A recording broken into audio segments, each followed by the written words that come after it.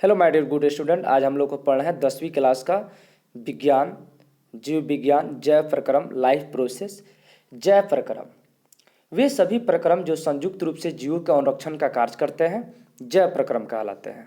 जैव प्रक्रम 4 प्रकार के होते हैं: पोषण, श्वसन, वहन और उत्सर्जन। पोषण: भोजन ग्रहण करना, पचे भोजन का अवशोषण एवं शरीर द्वारा अनुरक्षण के लिए उसका उपयोग पोषण कहलाता है। पोषण के आधार पर जीवों को 2 समूह में बांटा जा सकता है: स्वपोषी पोषण और दूसरा होता है विषम पोषी पोषण।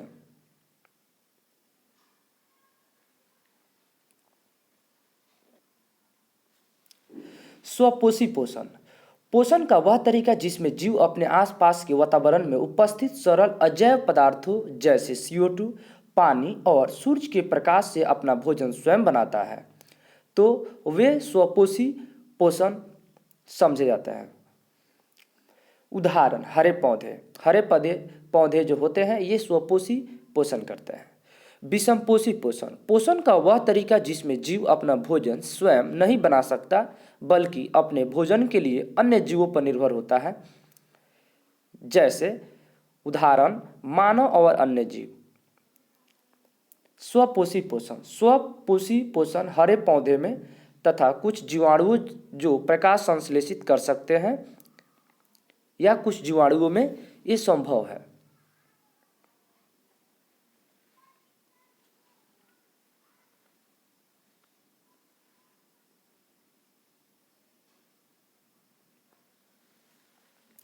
प्रकाश संश्लेषण यह वह प्रक्रम है जिसमें स्वपोषी बाहर से लिए पदार्थों को ऊर्जा संचित रूप में परिवर्तित कर देता है। ये पदार्थ कार्बन डाइऑक्साइड तथा जल के रूप में लिए जाते हैं जो सूर्य के प्रकाश तथा क्लोरोफिल की उपस्थिति में कार्बोहाइड्रेट में परिवर्तित कर दिए जाते हैं। हम लोग यहाँ कुछ रिएक्शन देख सकते हैं। CO2 कार्बन डाइऑक्साइड के 6 अणु जब आपको जल के 12 अणु के साथ रासायनिक अभिक्रिया करता है सूर्य के प्रकाश की उपस्थिति में, और आपको क्लोरोफिल उत्प्रेरक का काम करता है। जब दोनों आपस में ये रासायनिक अभिक्रिया करते हैं तो आपको C6H12O6 ये कार्बोहाइड्रेट जो आपको ऊर्जा का स्रोत है और प्लस ऑक्सीजन का 6 अणु उत्सर्जित करता है और जल का 6 अणु वाष्प के रूप में उत्सर्जित करता है।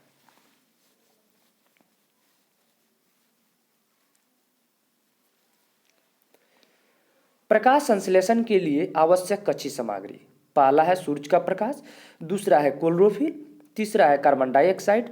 स्थलीय पौधे इसे वायुमंडल से प्राप्त करते हैं। जल: स्थलीय पौधे जड़ों द्वारा मिट्टी से जल का अवशोषण करते हैं। प्रकाश संश्लेषण के दौरान निम्नलिखित घटनाएं होती है: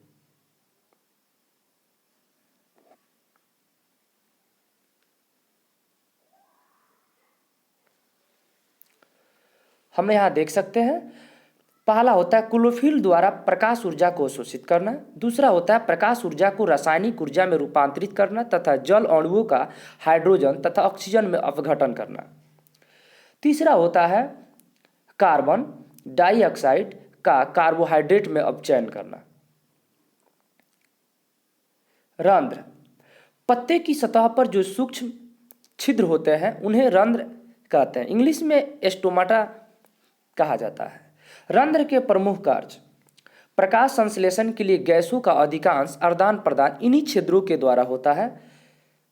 2. वाष्प उत्सर्जन प्रक्रिया में जल रंध्र द्वारा निकल जाता है। यहां हम लोग चित्र में देख सकते हैं कि आपको जो स्टोमेटा जो है, आपको रंध्र जो है पत्तियों का, यहाँ सहायक कोशिका का आपको देखा जा रहा है कि छोटे छोटे आपको कण के रूप में है। ये अधिचर्म आपको कोशिका है, ये आपको जो आपको गोलकार अंडे की तरह दिख रहा है ये द्वार कोशिका है, और बीच वाला जो आपको अंडकार रूपी दिख रहा है ये रंध्र छिद्र है। और इसी रंध्र छिद्र के माध्यम से आपको गैसों का विनिमय होता है, आदान प्रदान होता है। चित्र: रंध्र पत्ती की सतह पर सूक्ष्म छिद्र श्वसन गैसों का विनिमय और वाष्प उत्सर्जन के लिए खुलते हैं, बंद होते हैं।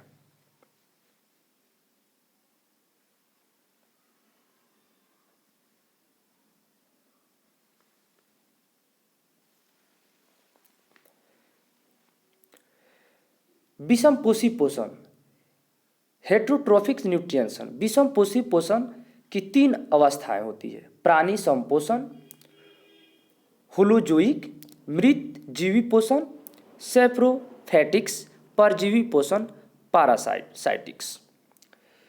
प्राणी समपोषण, इसमें जीव संपूर्ण भोज्य पदार्थ का अंतः ग्रहण करते हैं तथा उनका पाचन शरीर के अंदर होता है, जैसे उदाहरण स्वरूप अमीबा और मानव। मृत जीवी पोषण, मृत जीवी अपना भोजन मृत जीवों के शरीर और सड़े गले कार्बनिक पदार्थों से प्राप्त करते हैं, उदाहरण स्वरूप फफूंदी और कवक होते हैं। परजीवी पोषण, अन्य जीवों के शरीर के अंदर या बाहर रहकर उनको बिना मारे उनसे अपना पोषण प्राप्त करते हैं, तो वे परजीवी पोषण कहलाते हैं, जैसे उदाहरण स्वरूप अमरबेल, जू और फीता कृमि होते हैं। अब हम लोग देख सकते हैं कि अमीबा में पोषण की कुछ प्रक्रियाएं हैं जो चित्र के द्वारा हम लोग इसको स्पष्टीकरण करेंगे।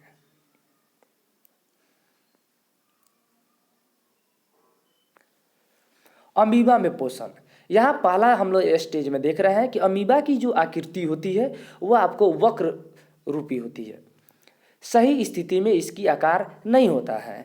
हम लोग यहाँ चित्र में देख सकते हैं कि इनके अंदर जो छोटे छोटे आपको जो कण दिख रहे हैं, ये आपको क्या है, एक खाद्य कण है, और इनके बीच जो मुख्य आपको सेंटर में जो गोलाकार अंडाकार दिख रहा है वो केंद्रक है। दूसरा जो है, आपको किसी भी भोजन को ये आपको क्या करता है, अपनी आकृति वक्र होने के कारण जो जिस आकृति के फलस्वरूप किसी भोजन को अपने अंदर संग्रहित करता है, तो वह कूटपाद या पदार्थ कहलाता है। तीसरा में हम लोग देख सकते हैं कि ये जो होता है खाद्य कण को इसी कूटपाद के माध्यम से वह खाद्य को खाद्य रिक्तिका में संग्रहित कर लेता है, समाहित कर लेता है।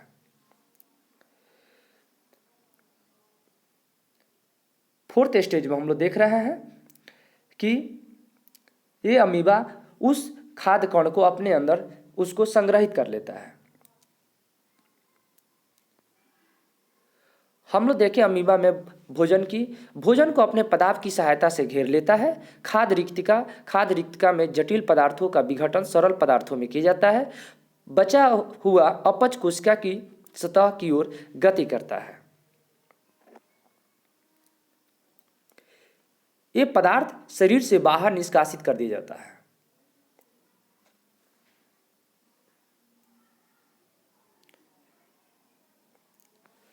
प्राइमेशियम में पोषण, प्राइमेशियम पक्षमाप कोशिका की पूरी सतह को ढके होते हैं।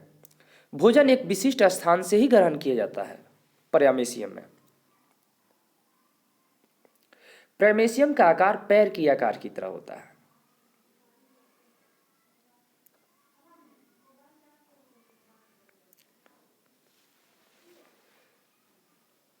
मनुष्य में पोषण, मनुष्य में पोषण की 5 प्रक्रियाएं हैं। पहला होता है अंतःग्रहण, दूसरा होता है पाचन, तीसरा होता है अवशोषण, चौथा होता है स्वांगीकरण और 5वां होता है बहिक्षेपण। आहार नाल मूल रूप से मुंह से गुद्दा तक विस्तारित एक लंबी नली होती है। मुंह का मुख्य काम होता है भोजन का अंतःग्रहण करना। दूसरी प्रक्रिया होती है दांत का मुख्य कार्य होता है भोजन को चबाना। हम जानते हैं कि दांत भी 4 प्रकार के होते हैं, जिसमें आपको च्वर्णक, अग्रच्वर्णक, रदनक और कृतक होते हैं, जिनका ये चारों दांतों की अलग अलग आपको कार्य है। चबाना, काटना, फाड़ना, पीसना, ये दांतों की अलग अलग प्रकार है, जो भोजन के बड़े कण को ये छोटे छोटे बारीकी कण में ये कर देते हैं। नेक्स्ट होता है आपको जिह्वा। भोजन को लार के साथ पूरी तरह मिलाना। जिह्वा का मुख्य काम होता है कि लार को भोजन के साथ उसको मिला देना।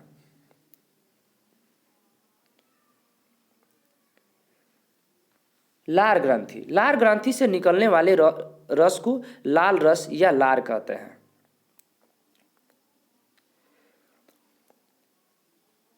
स्टार्च लार इमलेस एंजाइम माल्टोस और शर्करा में बदल देता है। दूसरी प्रक्रियाएं हैं भोजन गरिष्का। हम लोग यहाँ देख सकते हैं कि भोजन गरिष्का मुंह से आमाशय तक भोजन गरिष्का की क्रामकुंचक गति प्रीस्टेलेटिक्स मोमेंट द्वारा ले जाया जाता है। ग्रासिका की मांसपेशियों का संकुचन और शिथिलन होता है।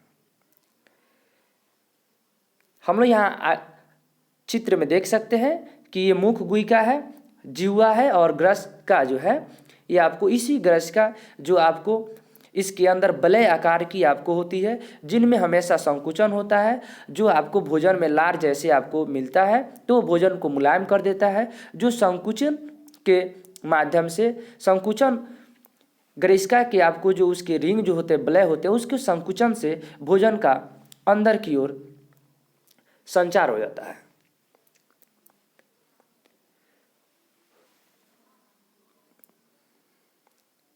यह हम लोग देख सकते हैं कि उसके बाद में जैसे आता है अलग अलग आपको अंग जो है, आंतरिक अंग पित्ताशय, पित्त का भंडार, पित्त नली, यकृत, अग्नाशय, परिशेषिका, आमाशय, क्षुद्रांत, बृहद्रांत, कोलोन और गुर्दा।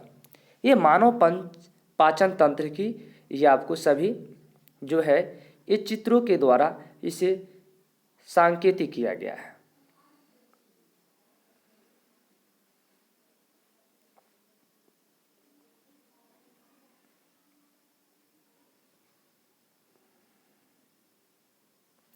तीन होता है आमाशय।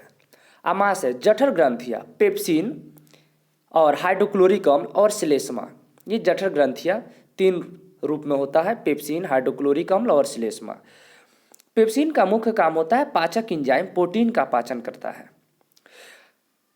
हाइड्रोक्लोरिक अम्ल अम्लीय माध्यम तैयार करता है जो कि पेप्सिन को क्रिया में सहायक होता है। श्लेष्मा आमाशय के आंतरिक स्तर की अम्ल से रक्षा करता है।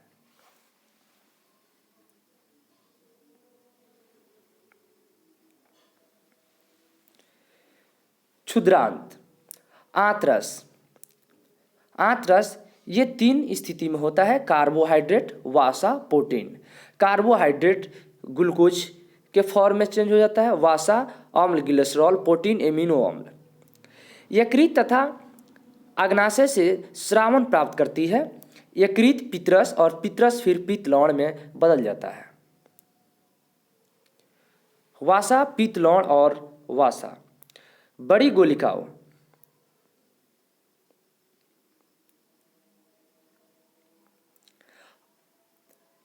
अग्नाशय अग्नाशयिक रस, एमिलस एंजाइम और ट्रिप्सन एंजाइम्स, लाइपेज एंजाइम।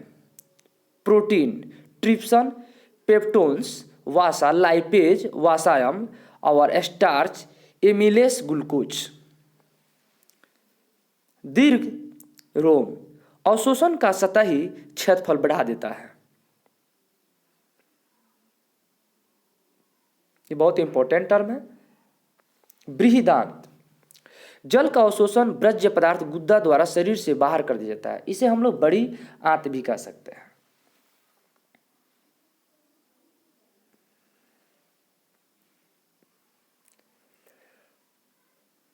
श्वसन पोषण प्रक्रम के दौरान ग्रहण की गई खाद्य सामग्री का उपयोग कोशिकाओं में होता है, जिससे विभिन्न जैव प्रक्रमों के लिए ऊर्जा प्राप्त होती है। ऊर्जा उत्पादन के लिए कोशिकाओं में भोजन के विखंडन को कोशिकीय श्वसन कहते हैं।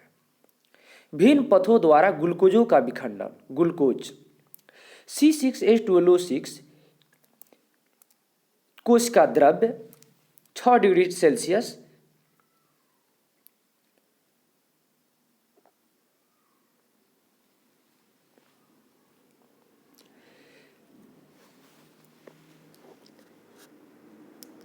पायरूट ऊर्जा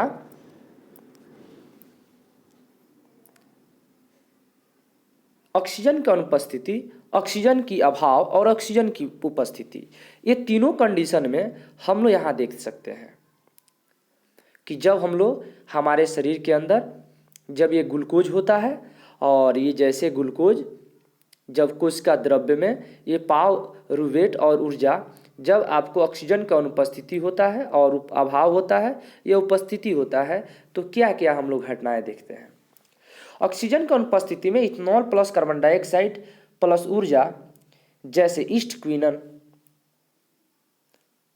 में होता है। ऑक्सीजन के अभाव में लैक्टिक अम्ल प्लस ऊर्जा हमारी पेशी कोशिकाओं में ये संभव हो जाता है। कार्बन डाइऑक्साइड प्लस जल प्लस ऊर्जा माइटोकॉन्ड्रिया में होता है।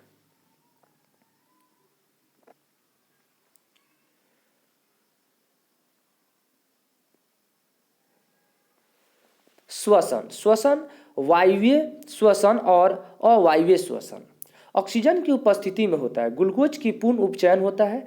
कार्बन डाइऑक्साइड पानी और ऊर्जा मुक्त होती है। यह कोशिका द्रव्य और माइटोकॉन्ड्रिया में होता है। अधिक ऊर्जा उत्पन्न होती है 36 एटीपी जैसे उदाहरण रूपी मानव में। अवायवीय श्वसन ऑक्सीजन की अनुपस्थिति में होता है। ऑक्सीजन के अनुपस्थिति में अवायवीय श्वसन होता है। ग्लूकोज का पूर्ण उपचयन होता है जिसमें एथेनॉल लैक्टिक अम्ल और कार्बन डाइऑक्साइड और ऊर्जा मुक्त होती है। यह केवल कोशिकीय द्रव में होता है। कम ऊर्जा उत्पन्न होती है 2 एटीपी, ये उदाहरण के रूप में ईस्ट में होता है।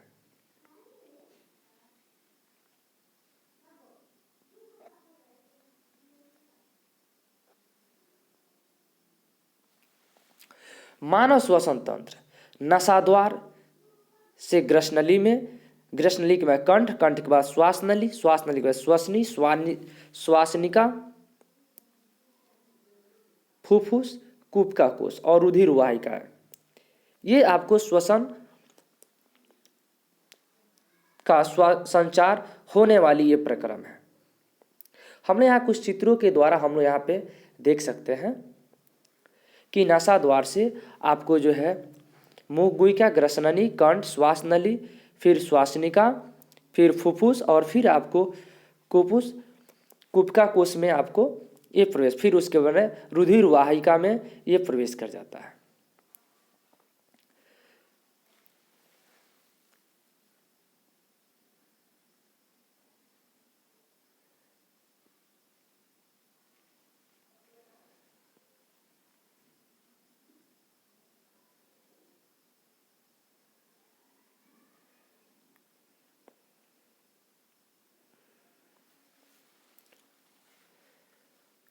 मानव श्वसन क्रियाएं, अंतःश्वसन और उच्छ्वास श्वसन। अंतःश्वसन के दौरान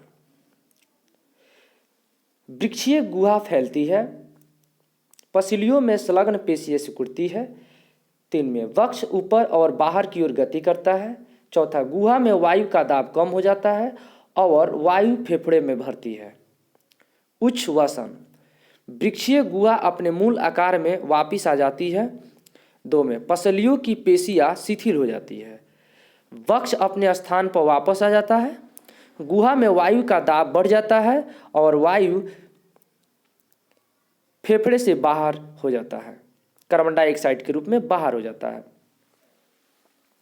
ये बहुत इंपॉर्टेंट है और ये आपके एग्जाम में आता है। अंतःश्वसन और उच्च श्वसन में अंतर स्पष्ट करें। अंतःश्वसन सांस द्वारा वायुमंडल से गैसों को अंदर ले जाना और उच्च श्वसन फेफड़ों से वायु या गैसों को बाहर निकालना।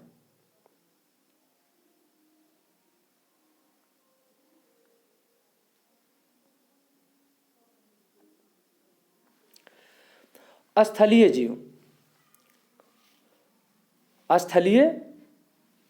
जीव श्वसन के लिए वायुमंडल में ऑक्सीजन का उपयोग करते हैं। 2 में जो जीव जल में रहते हैं वे जल में विलेय ऑक्सीजन का उपयोग करते हैं। कूपिका रक्त और ऊतकों के बीच गैसों का आदान प्रदान। वायु ऑक्सीजन से समृद्ध कूपिका रक्तवाहिका में प्रवेश करता है। रक्तवाहिका जो ऑक्सीजन आरबीसी में हीमोग्लोबिन के साथ मिलकर HbO2 बना लेता है, ऑक्सी हीमोग्लोबिन बना लेता है। CO2 का उत्पादन ऊतक में आपको यहाँ हम लोग क्या देख सकते हैं यहाँ पे कि ऑक्सीजन जो होता है ऊतकों में धमनी द्वारा पहुँचती है, फिर धमनी से आपको ग्लूकोज ऑक्सीजन में ग्लूकोज का ऑक्सीकरण हो जाता है और फिर ये आपको CO2 का उत्पादन के रूप में बाहर निकल जाता है। हम लोग फिर देख सकते हैं यहाँ पे ये प्रक्रिया जो है चल रहा है। ऑक्सीजन से समृद्ध कुपिका रक्तवाहिका में मिलता है और रक्तवाहिका से मिलने के बाद में आपको जो होता है आरबीसी में हीमोग्लोबिन के साथ मिलकर HbO2 बना देता है। HbO2 जो होता है धमनी द्वारा ऑक्सीजन ऊतकों में पहुंचता है और ये आपको ग्लूकोज में ऑक्सीकृत हो जाता है, ऑक्सीकरण हो जाता है, यहाँ पे ऑक्सीडाइज हो जाता है और ऑक्सीडाइज होने के बाद में आपको CO2 का उत्पादन कर देता है। दो में हम लोग कंडीशन देख सकते हैं कि CO2 ऊतकों में आपको CO2 रक्तवाहिका में, फिर आपको CO2 का रक्त में विसरण हो जाता है, फिर रक्तवाहिका द्वारा कुपिका में विसरण हो जाता है और फिर इससे CO2 को कुपिका कोश से विसरण होकर CO2 का मोचन नसा द्वारा बाहर हो जाता है।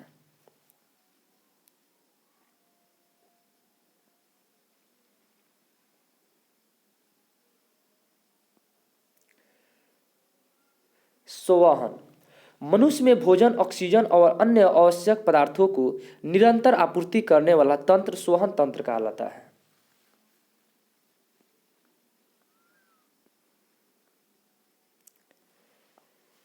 मानव संवहन तंत्र के मुख्य अवयव इस प्रकार है। पहला होता है हृदय, दूसरा होता है रक्त नलिकाएं, धमनी और शिरा, तीसरा होता है वहन माध्यम रक्त का लसिका। रक्त ठोस अवयव रुधिर कणिकाएं और द्रव अवयव प्लाज्मा। रुधिर कणिकाएं ये लाल रक्त कणिकाएं, श्वेत रक्त कणिकाएं और रक्त प्लेटलेट्स। ऑक्सीजन CO2 का वहन हीमोग्लोबिन रक्त को लाल रंग देता है। श्वेत रक्त कणिकाएं रक्त को रोग मुक्त करने में सहायक देता है और रक्त प्लेटलेट्स रक्त का थक्का बनाने में सहायक करता है। ये बहुत इंपॉर्टेंट टर्म है जो आपको बोर्ड में निश्चित ऑब्जेक्टिव केसेस में पूछा जाता है। द्रव्य अवयव प्लाज्मा पीले रंग का तरल पदार्थ जिसमें 90% जल होता है तथा शेष अवयव जैविक प्लाज्मा प्रोटीन जैसे एल्बुमिन, ग्लोबुलिन और अजैविक खनिज तत्व होते हैं।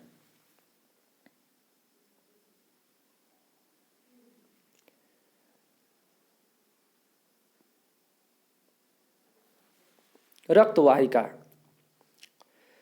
धमनी शिरा ऑक्सीकृत रुधिर की हृदय से शरीर के विभिन्न अंगों तक ले जाती है।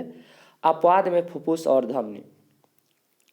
धमनी की भित्ति मोटी और अधिक लचीला होती है।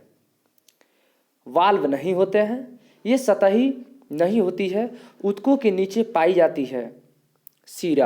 शिराएं विभिन्न अंगों से अनास्कृत रुधिर एकत्र करके वापस हृदय में लाती है।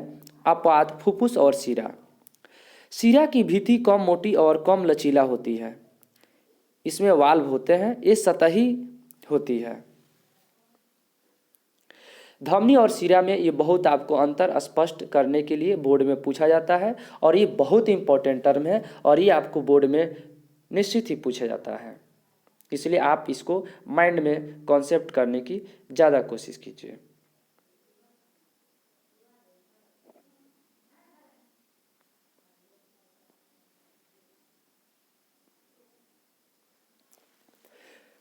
हम लोग यहाँ देख सकते हैं कुछ आपको चित्रों के द्वारा, इसको आलेख के द्वारा हम लोग यहाँ देखेंगे। शरीर के अंग हम लोग देख सकते हैं कि जो आपको हृदय जो होता है, दो आपको अलिंद और दो निलय में यहाँ देखा जाता है, दायां अलिंद और बायां अलिंद, दायां निलय और बायां निलय। यहाँ हम लोग देख सकते हैं कि फेफड़े जो होती है इसकी दो टर्म होती है, फुफ्फुस धमनियाँ बी ऑक्सीजन कृत रुधिर और फुफ्फुस शिरा बी ऑक्सीजन कृत रुधिर। पहला आपको जो कंडीशन होता है हम लोग स्टेप स्टेप में देखें। फुफ्फुस शिरा बी ऑक्सीजन कृत रुधिर से आपको डायरेक्ट कहाँ जाता है, बायां अलिंद में जाता है। बायां अलिंद जो होता है बायां निलय में भेजता है। पुनः फिर बायां निलय से आपको प्रमुख धमनी महाधमनी बी ऑक्सीजन कृत रुधिर में भेजता है। फिर ये बी ऑक्सीजन रुधिर कृत रुधिर, इस शरीर के अंग से आपको प्रमुख शिरा महाशिरा बी ऑक्सीजन कृत रुधिर में चला जाता है। फिर ये आपको महाशिरा से आपको दायां अलिंद और दायां निलय में जाता है।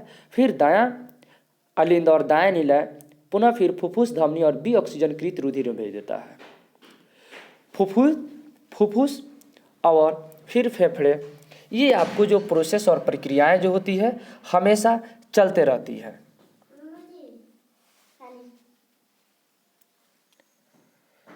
मानव शरीर में रुधिर परिसंचरण दर्शाने के लिए रेखा चित्र जो आपको हम लोग देख सकते हैं ऊपर।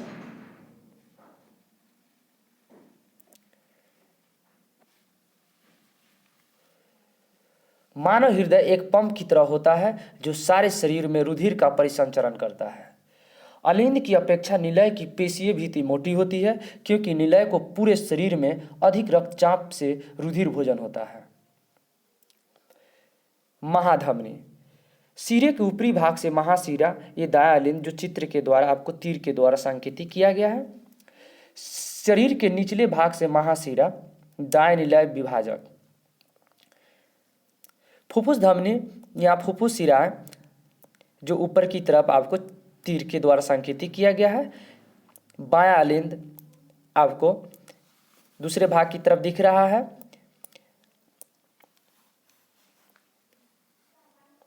जिस प्रकार हम अपने हाथों के द्वारा एक दाएं और बाएं के द्वारा संकेत करते हैं, इसी प्रकार ये महाधमनी जो होता है इसमें एक बायां अलिंद, बाएं निलय और दायां अलिंद और दाएं निलय होता है।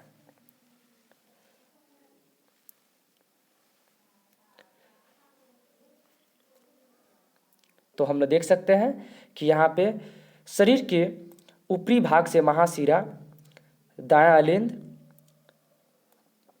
शरीर के निचली भाग से महाशिरा, दायां निलय।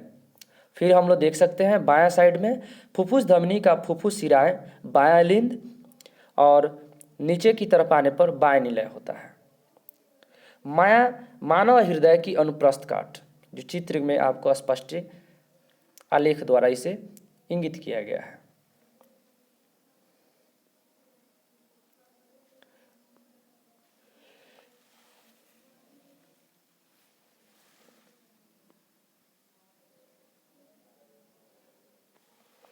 हृदय में उपस्थित वाल्व रुधिर प्रवाह को उल्टी दिशा में रोकना सुनिश्चित करते हैं।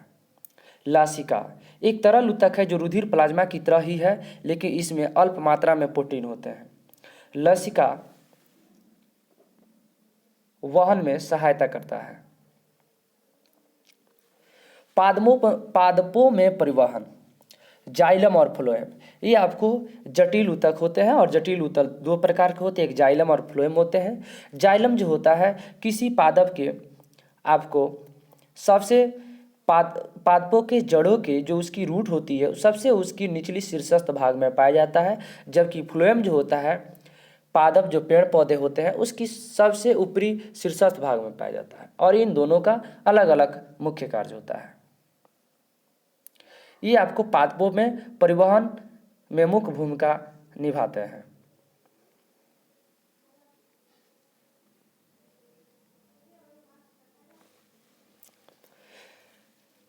जाइलम पादप तंत्र का एक अवयव है जो मृदा से प्राप्त जल और खनिज लवण का वहन करता है, जबकि फ्लोएम पत्तियों द्वारा प्रकाश संश्लेषित उत्पादों को पौधे के अन्य भागों तक वहन करता है। जड़ और मृदा के मध्य आयन अंतरण में अंतर के चलते जल मृदा से जड़ों में प्रवेश कर जाता है तथा इसी के साथ एक जल स्तंभ निर्माण हो जाता है जो कि जल को लगातार ऊपर की ओर ढकेलता है। यही दाब जल को ऊंचे वृक्ष के विभिन्न भागों तक पहुंचाता है। यही जल पादप के वायवीय भागों द्वारा वाष्प के रूप में वातावरण में विलीन हो जाता है। यह प्रक्रम वाष्प उत्सर्जन कहलाता है। इस प्रक्रम द्वारा पौधे को निम्न रूप से सहायता मिलती है। जल के अवशोषण एवं जड़ों से पत्तियों तक जल तथा विलेय खनिज लवणों की ऊपरी मुखी गति में सहायक होता है। पौधों में ताप नियमन में सहायक भी होता है।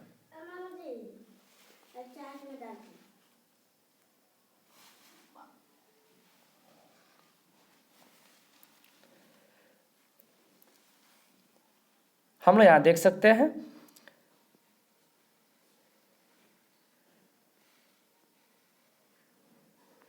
भोजन तथा दूसरे पदार्थों का स्थानांतरण। पौधों में प्रकाश संश्लेषण की विलय उत्पादों का वहन स्थानांतरण कहलाता है, जो कि फ्लोएम ऊतक द्वारा होता है। स्थानांतरण पत्तियों से पौधे के शेष भागों में ऊपरी मुखी तथा अधोमुखी दोनों दिशाओं में होता है। फ्लोएम द्वारा स्थानांतरण ऊर्जा के प्रयोग से पूरा होता है। अंततः सुक्रोज फ्लोएम ऊतकों में एटीपी ऊर्जा से प्रासरण बल द्वारा स्थानांतरित होता है। मानव में उत्सर्जन वह जैव प्रक्रम जिसमें जीवों में उपापचयी क्रियाओं में जनित हानिकारक नाइट्रोजन युक्त पदार्थों का निष्कासन होता है, उत्सर्जन कहलाता है। एक कोशिकीय जीव इन अवशिष्ट पदार्थों को शरीर की सतह से जल में विसर्जित कर देते हैं। ये बहुत इंपॉर्टेंट टर्म है। अब हम लोग देख सकते हैं कि मानव उत्सर्जन तंत्र में उपस्थित अंग निम्न प्रकार से है।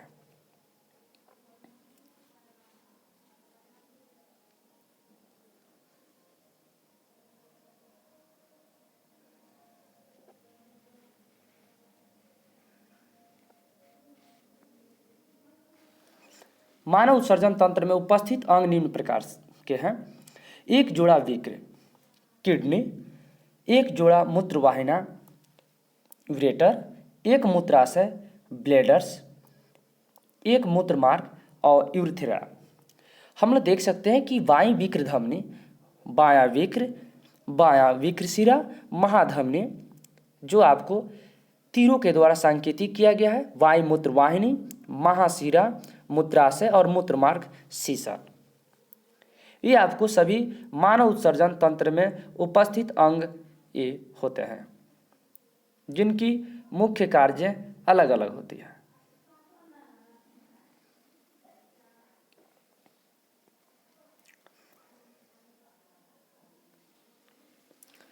विक्र में मूत्र बनने के बाद मूत्रवाहिनी से होता हुआ मूत्राशय में एकत्रित होता है। मूत्र बनने का उद्देश्य रुधिर में से वर्ज्य हानिकारक अपशिष्ट पदार्थों को छानकर बाहर करना होता है। विक्र में मूत्र निर्माण प्रक्रियाएं। विक्र की रचनात्मक या क्रियात्मक इकाई विक्राणु नेफ्रॉन कहलाती है। विक्राणु के मुख्य भाग इस प्रकार है। कोशिका गुच्छ ग्लोमेरुलस, यह पतली भीति वाला रुधिर कोशिकाओं का गुच्छा होता है। बोमन संपुट, नालिकार भाग, संग्राहक वाहिनी। विक्र में उत्सर्जन की क्रियाविधि हम लोग यहाँ चित्रों के द्वारा देख सकते हैं। कोशिका गुच्छ ग्लामेरुलस, बेमन संपुट्स, विक्राणु का नलिकार भाग, विक्र धमनी की शाखाएं, विक्र शिराएं की शाखा, विक्र धमनी, संग्राहक वाहिनी। ये आपको विक्राणु की संरचना है, इसे हम इंग्लिश में नेफ्रॉन कहते हैं। और ये आपको हमेशा आपको चित्र बनाकर और इसके बारे में सांकेतिक करने के लिए आपको इसकी क्रियाविधि को लिखने के लिए जरूर आता है, जो बहुत ही इम्पोर्टेंट है। विक्राणु की संरचना। कोशिका गुच्छ निस्यंदन। जब विक्र धमनी की शाखा विक्राणु में प्रवेश करती है तब जल, लवण, ग्लूकोज, अमीनो अम्ल और अन्य नाइट्रोजनी अवशिष्ट पदार्थ कोशिका गुच्छ में से छनकर बोमन संपुष्ट में आ जाते हैं।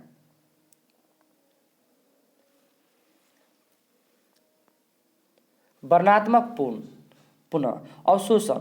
विक्राणु के नलिकार भाग में शरीर के लिए उपयोगी पदार्थों जैसे ग्लूकोज, एमिनो अम्ल, लवण और जल का पुनः अवशोषण होता है। नालिका स्रावन।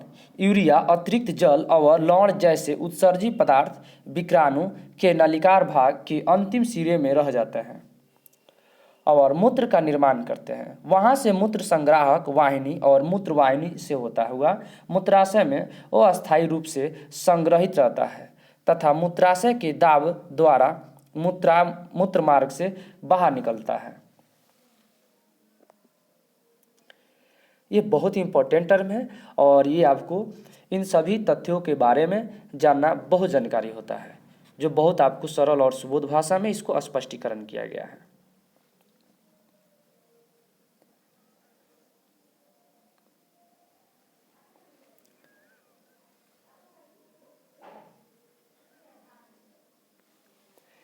कृत्रिम विक्र, आर्टिफिशियल किडनी, कृत्रिम विक्र, अपोहल, यह एक ऐसी युक्ति है जिसके द्वारा रोगियों के रुधिर में से कृत्रिम विक्र की मदद से नाइट्रोजन युक्त अपशिष्ट पदार्थों का निष्कासन किया जाता है। प्रायः एक स्वस्थ वयस्क में प्रतिदिन 180 लीटर आरंभिक निस्यंदन विक्र में होता है, जिसमें से उत्सर्जित मूत्र का आयतन 1.2 लीटर है। शेष निस्यंदन विक्र नलिकाओं में पुनः अवशोषित हो जाता है। पादप में उत्सर्जन, वाष्प उत्सर्जन प्रक्रिया द्वारा पादप अतिरिक्त जल से छुटकारा पाते हैं। बहुत से पादप अपशिष्ट पदार्थ कोशिकीय रिक्तिका में संचित रहते हैं। अन्य अपशिष्ट पदार्थ उत्पाद, रेजिन तथा गोंद के रूप में पुराने जाइलम में संचित रह जाते हैं। पादप कुछ अपशिष्ट पदार्थों को अपने आसपास मृदा में उत्सर्जित करते हैं। इस प्रकार से आपको जैव प्रक्रम जो लाइफ प्रोसेस जो चैप्टर है 10वीं क्लास का विज्ञान का, इसे सरल और सुबोध भाषा में इसको व्याख्या कर दिया गया, जो आपके परीक्षा के लिए बहुत उपयोगी होगा। थैंक्स।